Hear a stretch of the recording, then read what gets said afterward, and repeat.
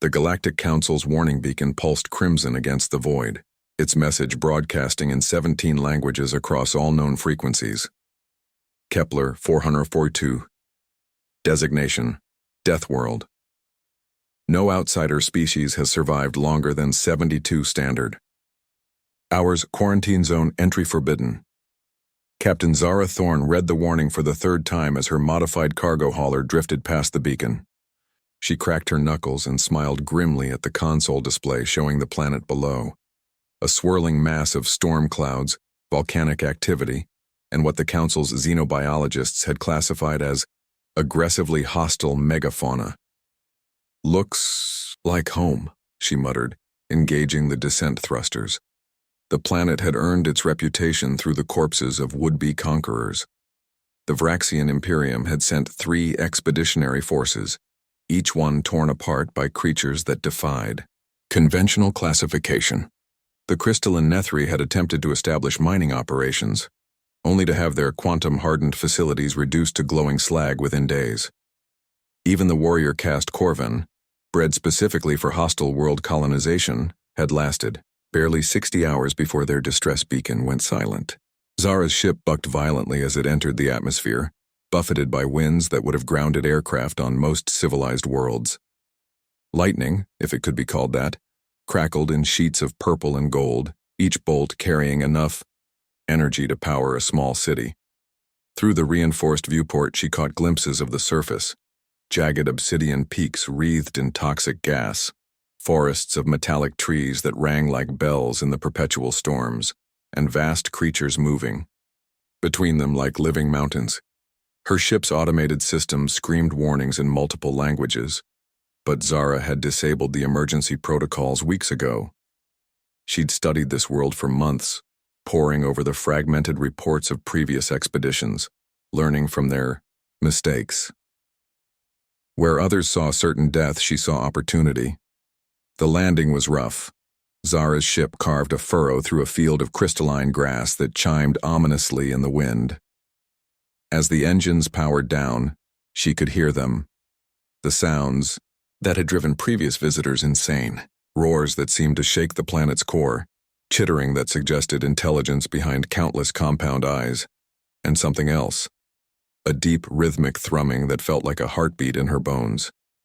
Within minutes of landing they came, to investigate. The first wave was what the Vraxian reports had called razor-wing scouts.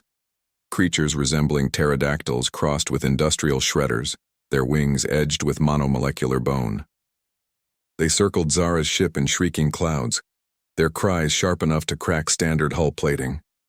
Zara emerged from her ship wearing an environmental suit of her own design, not the bulky, sterile protection favored by other species, but something sleek and adaptive. She carried no energy weapons, no force fields, no technology that other expeditions had relied upon. Instead, she held something that made the razor wings pause in their attack: fire. The torch in her hand burned with simple chemical flames, casting dancing shadows across her helmet's faceplate.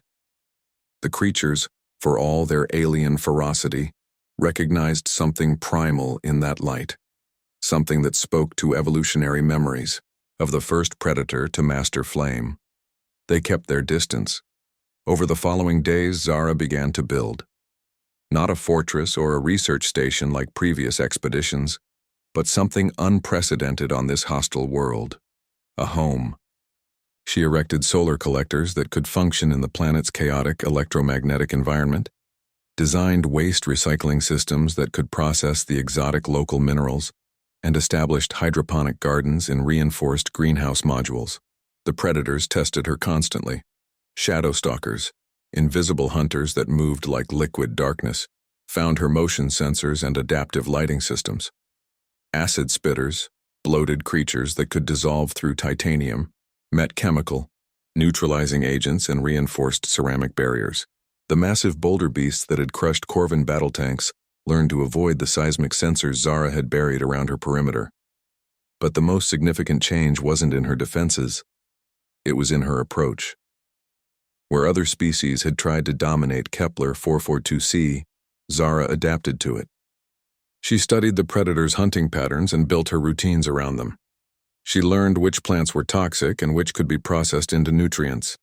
She even discovered that the planet's dangerous electrical storms could be harvested for power if one knew how to build proper collection arrays. 6 months after landing, something unprecedented happened. A pack of iron wolves, cybernetic-looking predators that had personally dismantled a Vraxian dreadnought, approached Zara's settlement during her evening maintenance routine. Instead of attacking, they sat at the edge of her light field, their optical sensors focused on the flames dancing in her portable heater. Zara looked up from her work, meeting their gaze steadily. After a long moment, she tossed a piece of processed protein toward them, not as tribute or appeasement, but as simple recognition. One creature, its pack leader, approached cautiously and examined the offering. It didn't eat the protein. Instead, it left something in return. A fragment of rare crystal that Zara's scanners identified as containing trace elements essential for her hydroponic systems. The Galactic Council's latest surveillance probe, dispatched to confirm Zara's inevitable demise, detected her biosignature 8 months after her arrival. The readings were impossible. Not only was she alive, but her settlement showed signs of expansion. More disturbing still, the planet's hostile fauna exhibited behavioral patterns that xenobiologists couldn't explain: cooperation rather than competition, territorial boundaries that seemed negotiated rather than fought. When the Council's follow-up expedition finally arrived, a heavily armed scientific vessel with enough firepower to sterilize a small moon, they found Zara tending to a garden that shouldn't have been able to exist on this world.